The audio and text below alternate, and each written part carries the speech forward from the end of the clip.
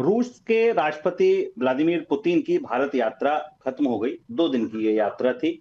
दोनों देशों के बीच बड़ी डील्स हो सकती हैं, ऐसे कयास लगाए जा रहे थे। सरकार की तरफ से ये बताया गया कि फर्टिलाइजर, शिप बिल्डिंग और एक और सेक्टर था, फर्टिलाइजर, शिप बिल्डिंग जैसे तमाम सेक्टर्स पर बातचीत हुई, लेकिन किसी बड़ी डील की आधिकारिक घोषणा फिलहाल नहीं की गई। सर, क्या कुछ निकला इस बैठक से?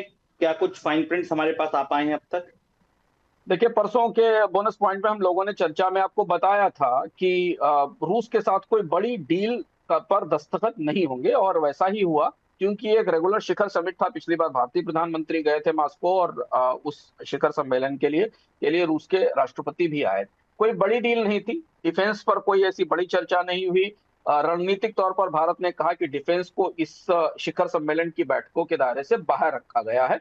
ज्यादातर पॉलिटिकल ऑप्टिक्स पर चीजें केंद्रित थी। जैसा हमने कहा कि भारत ने यह भी समझने की कोशिश की कि उसे अमेरिका के साथ डील करनी है, पर जो अंदर की दो तीन चीजें महत्वपूर्ण है, जो सूत्रों के आधार पे या बाकी जगह से पता चली, वो ये थी कि एक तो जो साबर बैंक है, जो रूस का जो प्रमुख बैंक है, वो भारत में अपनी गतिविधियां बढ़ाएगा और ब्रांच खोलेगा। वो ऐसा इसलिए कर रहा है क्योंकि ये बात लगातार तमाम अलग अलग हलकों से और कूटनीतिक और आर्थिक गलियारों में घूमती रही कि भारतीय कंपनियों का काफी पैसा रूस में स्टक है, जो उन्हें वापस मिलना है। और चूंकि रूपी रूबल ट्रेड फंसा हुआ है, उसमें बहुत ज्यादा स्मूथनेस नहीं आ रही है, तो रूस के बैंक्स भारत में आकर एक्सपोर्टर्स को मदद करेंगे और किसी तरह से वो जो फंसा हुआ पेमेंट है वो वापस करने की कोशिश की जाएगी, नए निर्यात के जरिए, बाकी बाकी चीजों के जरिए।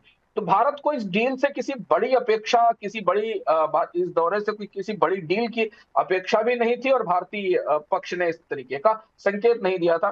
केवल ये जो टेक्निकल इश्यूज थे रूपी रूबल पेमेंट के, इनको ठीक करने की कोशिश की जाए थी। और चूंकि बैंकों ने rupee denominated letter of credit default payment के लॉन्च किए हैं, जो भारत से रूस को एक्सपोर्ट होता है, तो इस मामले को सुलझाया जाना था। ये तो भारत के पक्ष की बात हुई। पुतिन जरूर इस बात में इंटरेस्टेड थे, ऐसा सोर्सेज ने कहा कि वो भारत के साथ ऑयल की लॉन्ग टर्म डील करना चाहते हैं कि उनको लॉन्ग टर्म ऑयल सप्लाई मिल सके। पर भारत के लिए इस समय ऐसा करना बेहद मुश्किल है, क्योंकि रूस के तेल पर प्रतिबंध लगे हुए हैं और भारतीय कंपनियों ने उनका आयात सीमित करने की कोशिश की है, क्योंकि अमेरिका की तरफ से इस पर दबाव बना हुआ है। क्योंकि रूस और भारत के ट्रेड में भी 60 से 70% $70 बिलियन के आसपास का जो ट्रेड है, इसमें सबसे बड़ा हिस्सा तेल का ही है।